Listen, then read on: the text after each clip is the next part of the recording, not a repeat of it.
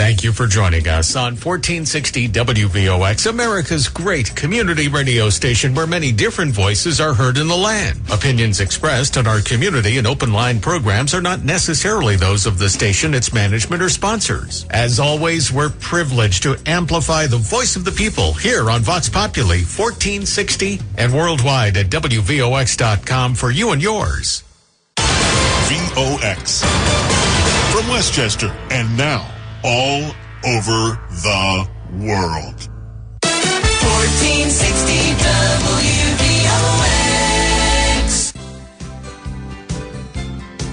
WVOX. Stay tuned now for Westchester Eye on the Radio with Peter Moses, John Sharan, and Ardina Seward on 1460 WVOX. Welcome, everybody, to Westchester Eye on the Radio. I'm Peter Moses with my nemesis and friend, John Sharan, and my always friend, Ardina Seward, who never made nasty remarks the way John makes them to me sometimes. I'm sorry. On mic and off mic as well. Well, I don't use mic to get in the way of us. Uh-huh. There you go. Just do it in front of 12 other people. And that's okay. We have a guest. The other 12 people, they all pointed out to me that I was allowing for free debate. Okay, whatever you say. That's fine. Anyway, we have a guest today who also is someone who mixed it up in his... I don't know if I'm going to call it your professional career or your lifelong desire to merge art with criticism in some ways. I mean, we have with us today Taki, who is one of the most famous... The Taki. Well, there's another Taki who's a gossip guy. Not to be confused with George Takei. Yes, but this guy, this Taki, the guy who's sitting in front of us, by the way, welcome to our show. Thank you. He's a very famous graffiti artist. And when I was growing up, back in the days when everybody did not have color television, we would take the train to go to concerts at Madison Square Garden or go to Central Park or go down to the Village. Most of the times we went to the Village for music and eats. We would look at the graffiti that was on the buildings that would be along the tracks. And if you that's where you tagged, I don't remember seeing them. The person that I ended up looking for back in the late 60s, early 70s, was Cool Cliff 120. And that was my first introduction to tagging, to graffiti.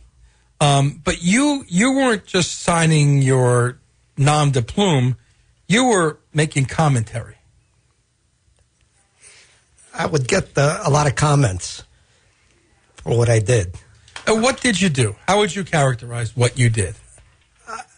I just put it to show that I was somewhere, just to make a statement. So it wasn't just to get your name out there. It was to get your name out there where you decided to put it because you were making a statement. Yeah, basically. And what was the statement? The statement is I was here and, know that I'm here, but don't know who I am. That was the big thing at the time. Everybody that was doing it knew who the other guy was, but nobody knew who we were. Outside of the small cadre of people who were doing this on a regular basis.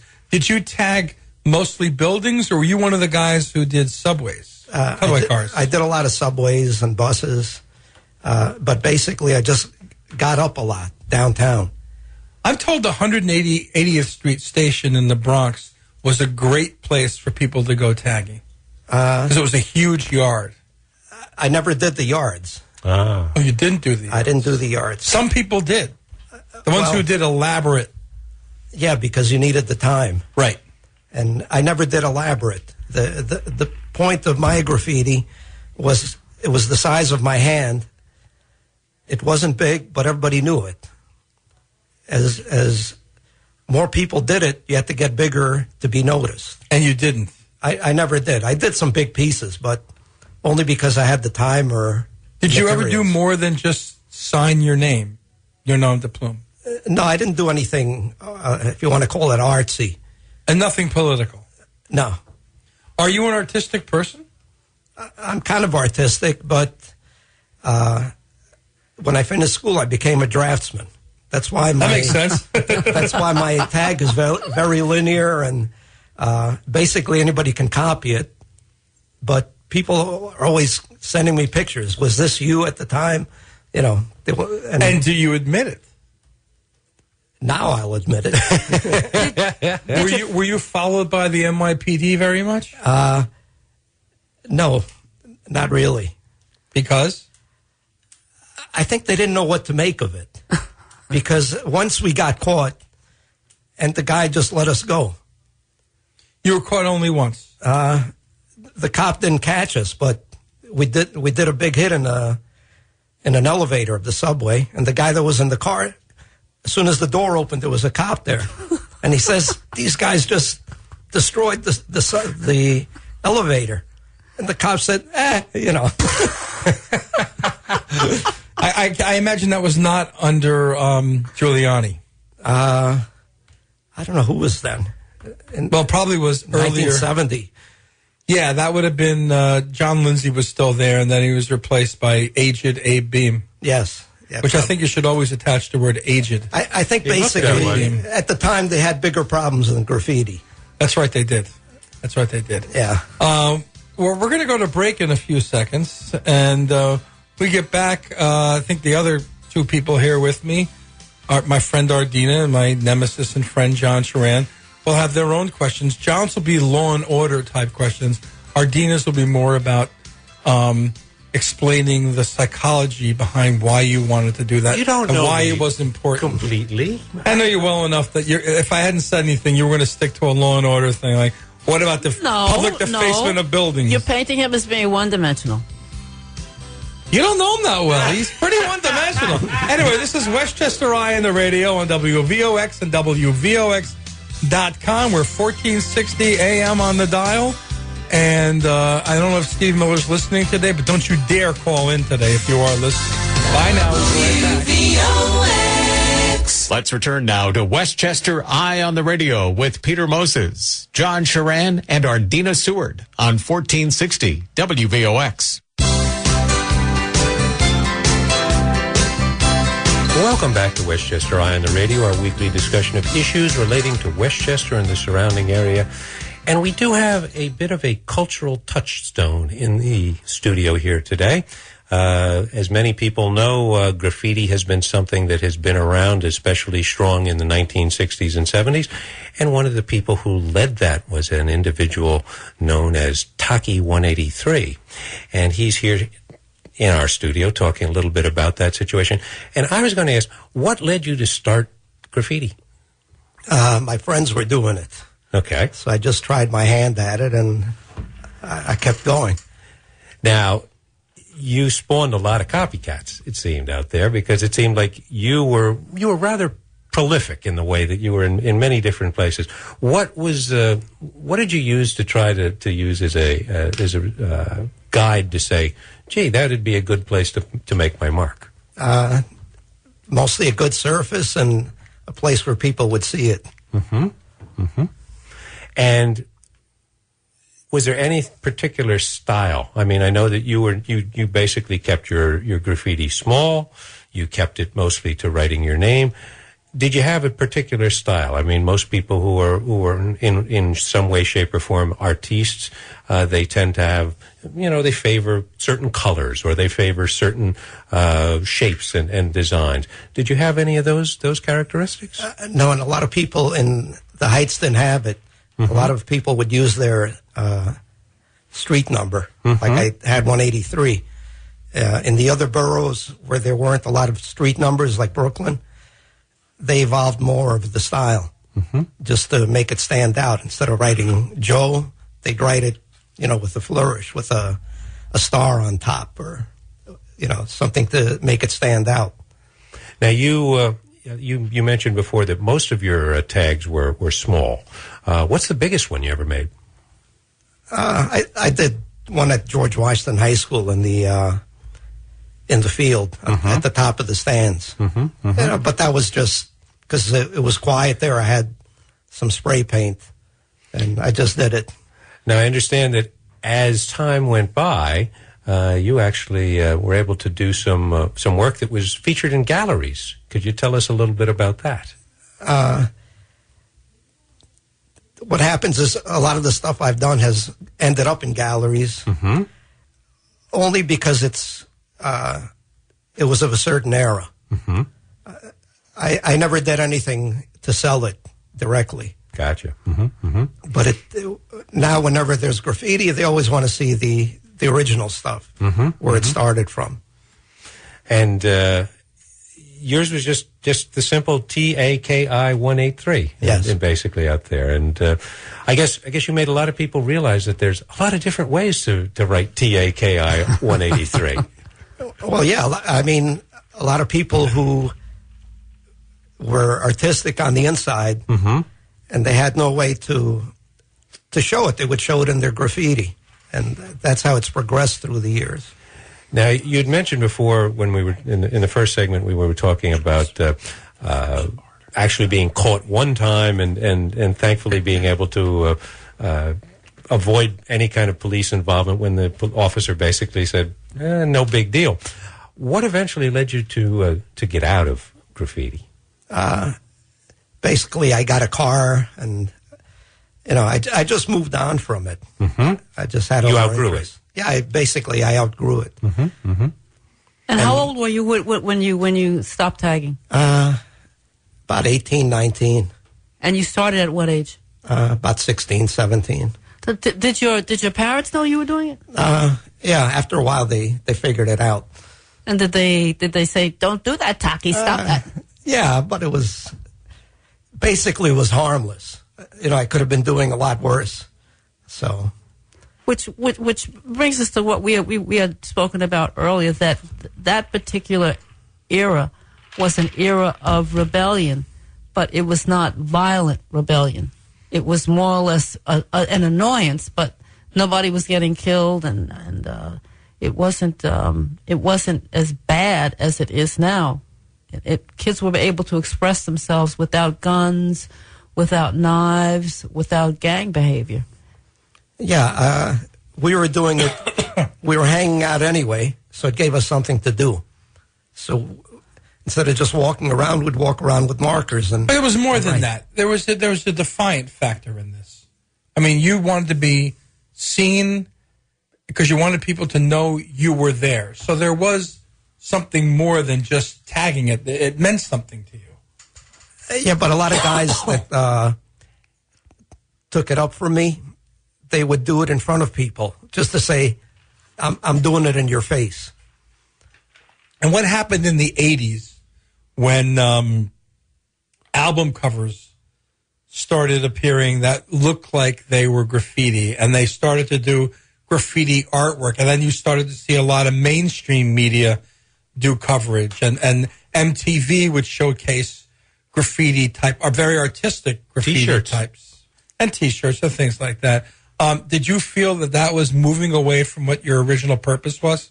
I thought it was a good thing, because there was a certain point after I stopped where the subways were they were bombed. I mean, people were riding on top of each other. It was really a mess. And I think that left a really bad taste in everybody's mouth. So you did not like where it morphed to. That's my question. Yeah, and when hip-hop started with the music, then I think graffiti progressed there, because they would use it as a background. Yes. And then going back to what you said, MTV picked it up. Did you use paint cans? Not that much. What did you tag with? Basically markers. Really? Yeah. And the markers would last on the walls? They would last for a while. Wow. Did the landlord ever catch you while you were hitting? If it was the building, were you ever caught by a landlord tagging? No, not really. And subways, you were never caught either? No. But how'd you deal with the? Did you ever anticipate being caught? I mean, you must, when you were tagging at some point, you must have thought, well, I could get caught. Did you not have the anticipation or the anxiety of getting caught? No, I was 17 years old, That's not what you think of. Now I watch when I speed on the highway. I mean, then I was driving like 90 miles an hour on the street. So you were the first one to put a number with the name to identify where you were from, right? No, actually, the first guy was Julio 204. Oh, he was before you? Yeah, he was like... I thought he came after you. No, he was... He did it for a short time, but he was the only guy doing it. Okay, so you were number 2. Around there. Around there. Well, when we come back, we should talk about Taki's fame within the media, because he had some media coverage. That's right. We'll talk about the first article that was written about you in, I think it was 1971, the New York Times article. So we're going to talk about that on the other side of the break. And how was it, how did they find you? So that's a mystery for now, but it won't be a mystery when we come out on the other side of the break. Stay with us, folks. More exciting information to come about Taki, graffiti, and the future of graffiti. 1460 WVOX. Let's return now to Westchester Eye on the Radio with Peter Moses, John Sharan, and Ardina Seward on 1460 WVOX. And we are back live on the air. You're listening to Westchester Eye on the Radio.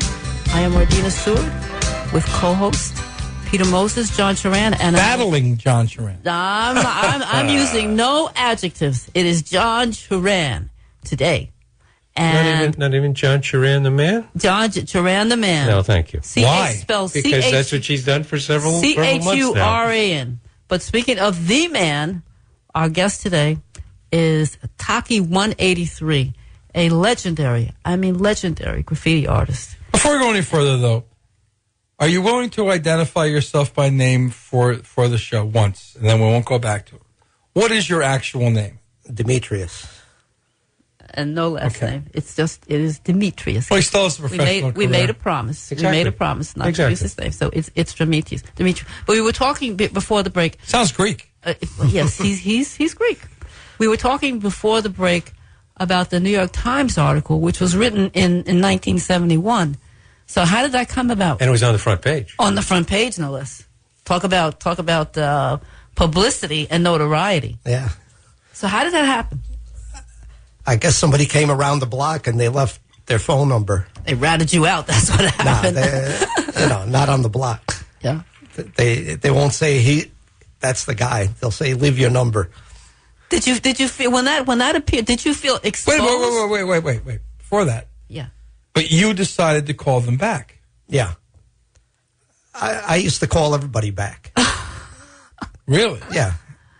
But what in the age before cell phones, I guess you used a lot of public phones in that regard. Yeah. Yeah. Mm-hmm. But was it a kind of cat and mouse? Because did you feel that by calling them back, you were revealing yourself to some extent, but you weren't revealing the entire self? In other words, when you called them back, did you give them your full name?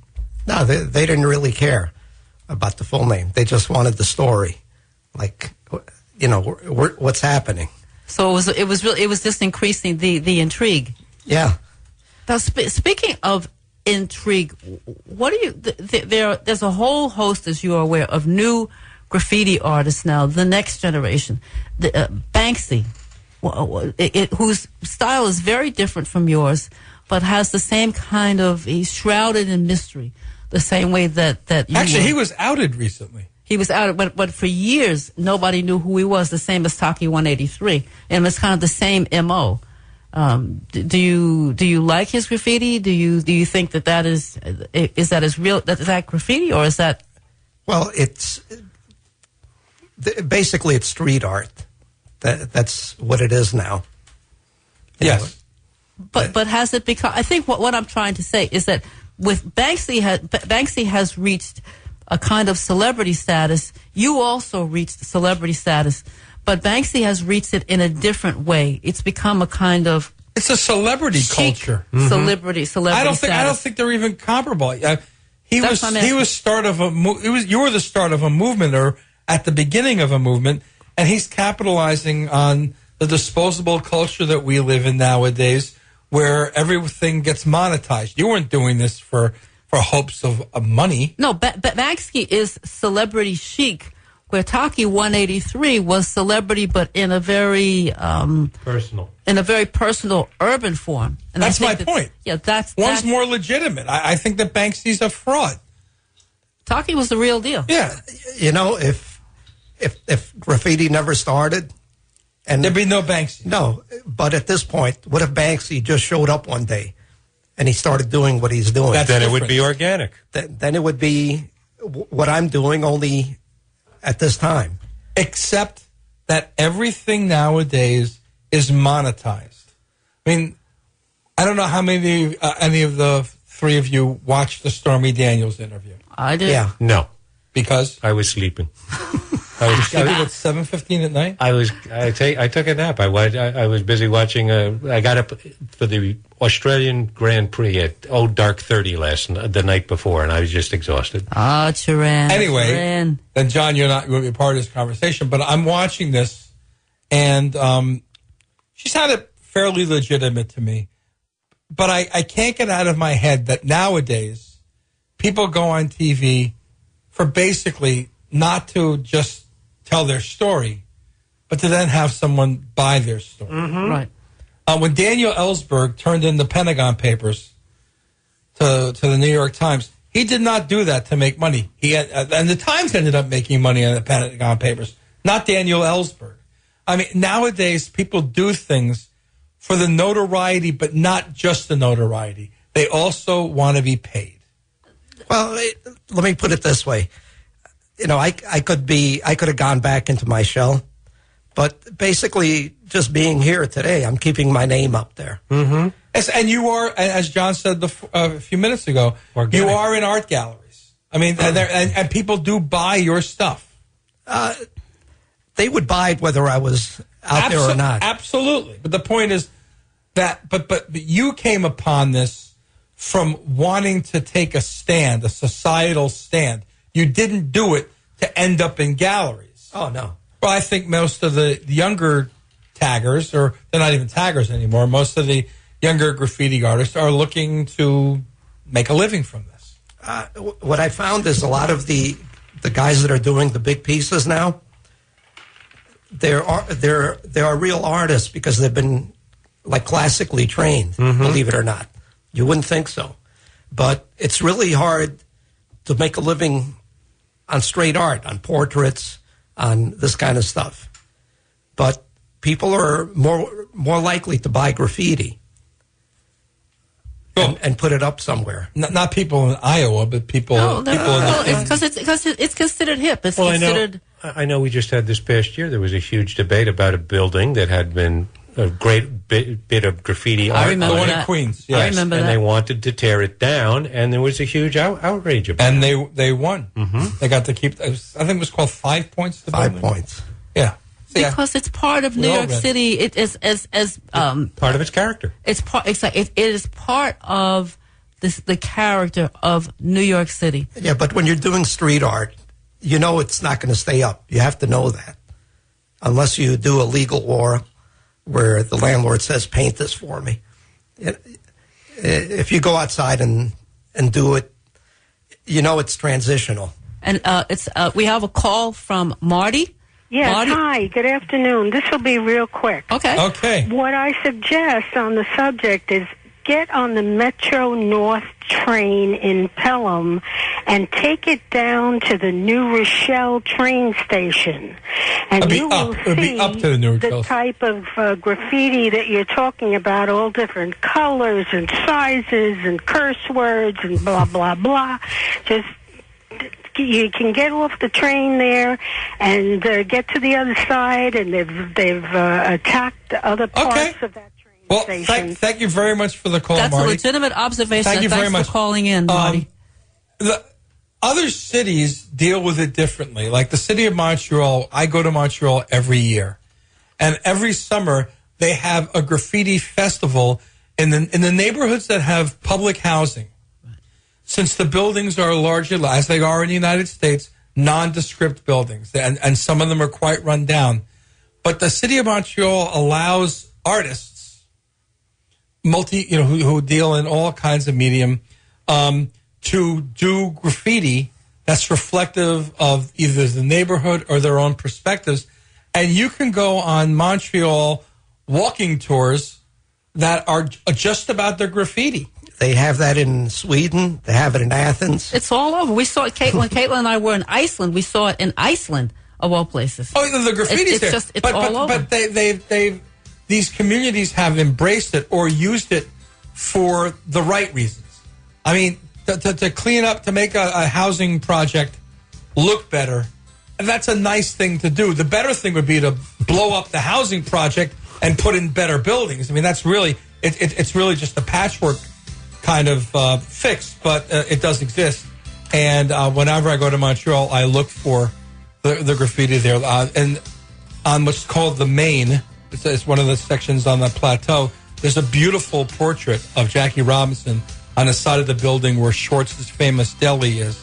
And even though it was 15 below zero, two of us stopped and made sure we took pictures of that. Well, we're going to come back with Taki for our last 15 minutes. And Steve Miller, rather than just write to me and complain about how boring the show is, why don't you call in?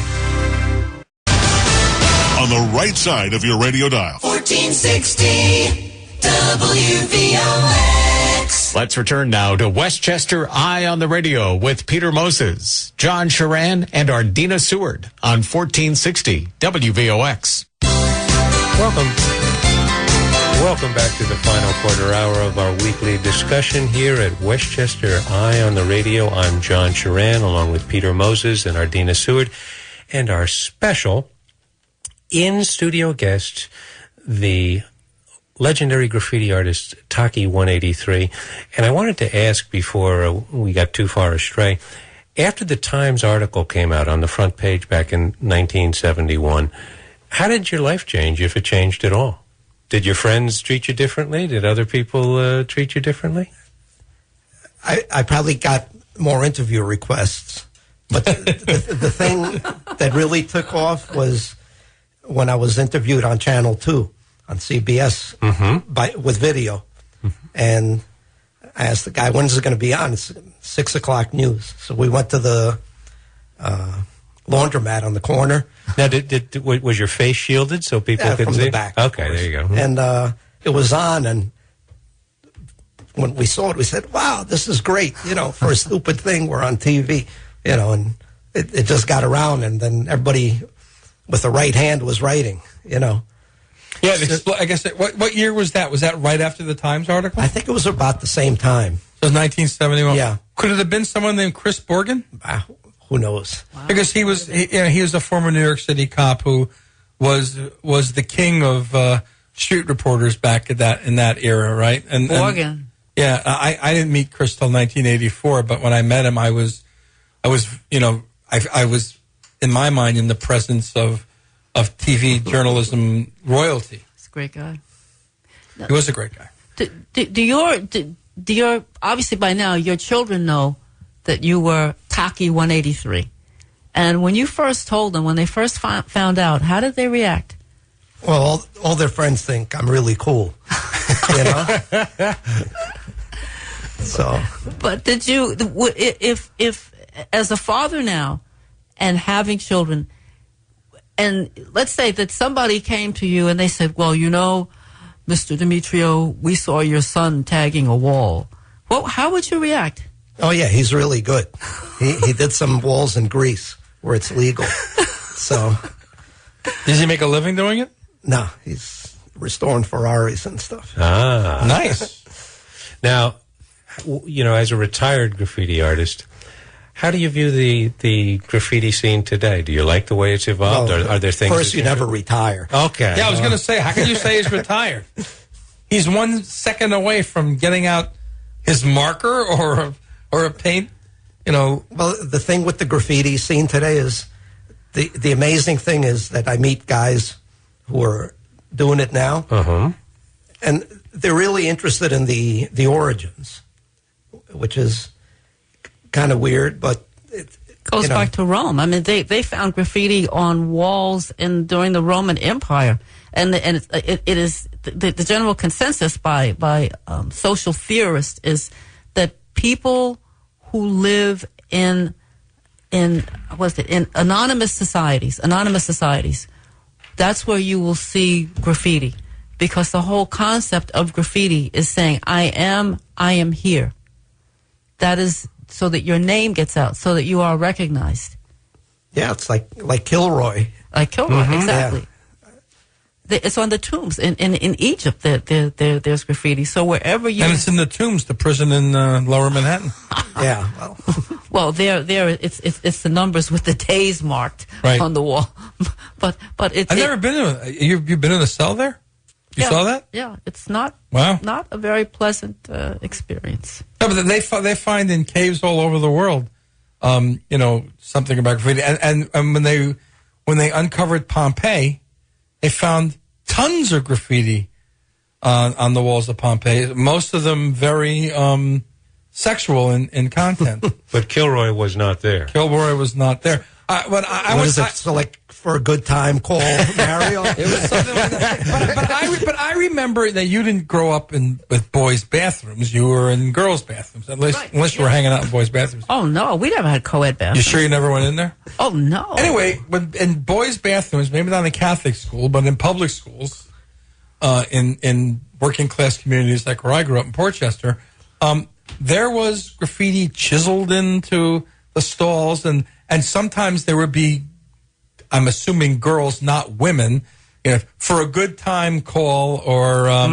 blankety blank is a real slut, and this and the phone number, and I thought to myself back at the time, this is dreadful. I mean, no matter how angry I would get at someone I had once dated, I could not imagine putting their name and their phone number in a bathroom stall. And there was no creativity. There was no art. There was just decadence here in that situation. Well, sometimes there was art, but it was all ridiculous. Yeah, well, it's a precursor to Facebook in a way. Well, that brings up another point, that now if you wanted to write Peter, you'd put it on the front of the building here, and you'd take a picture of it and you send it out on the web. When we did it, it was virtually eye to hand. Mm-hmm.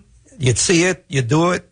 Some guy from another neighborhood would come, he'd see it, he'd do it in his neighborhood. There was, and that's what the concept you have to get, is that it got so big with very limited media exposure. Now, when you were doing this, were you all amped up emotionally, or you were very low key and just did it? I mean, were you worried about getting caught, about something happening to you, or it was more of a very calm thing that you did?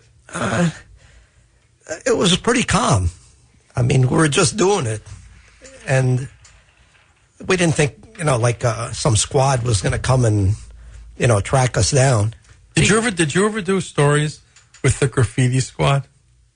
No, my specialty was, and the initials were SCRU, was the screw unit, which stood for Senior Citizens Robbery Unit. I didn't want to get into that. That's what it was called. I guess because I worked for a tabloid. The Senior Citizens Robbery Unit, which most of it which was in the Bronx. That's who we chased.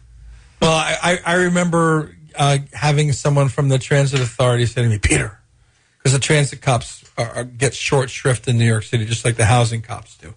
So they said, we're going to go to the 180th Street yard. We're going to go at like 2 or 3 o'clock in the morning when these taggers hit, and we really want the post there.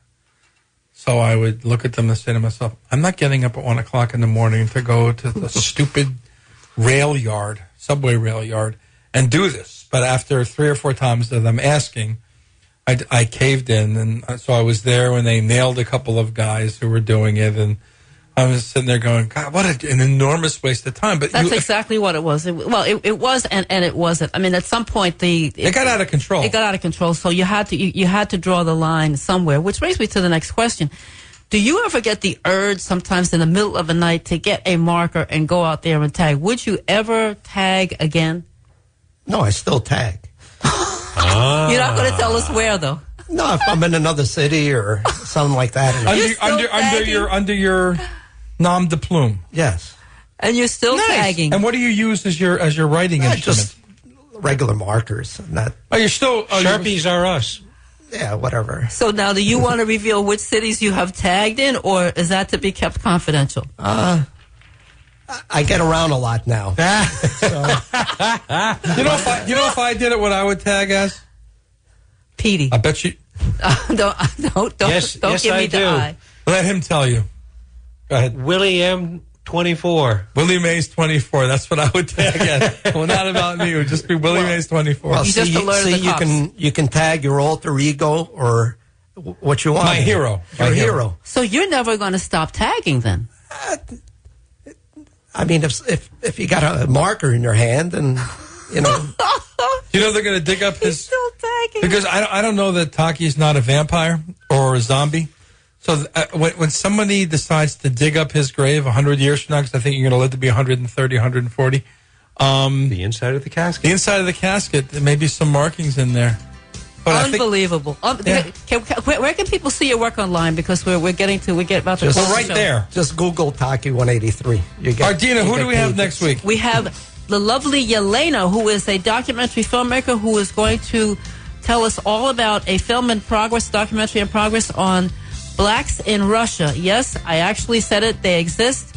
They were there back in the 30s and the 20s, and we're going to find out more about it. So don't forget to tune in next week, folks. Putin hasn't had them all poisoned or killed? No, they are still around. All right, Way before Putin. That's good news. We're going to be back next week with this show, and I hope everybody has a great week. Opening day is on Thursday. 60 I know degrees. John and I think are going to say the same thing in unison. 1, 2, 3. Let's go. Well, let's Lay go Mets. Bye now.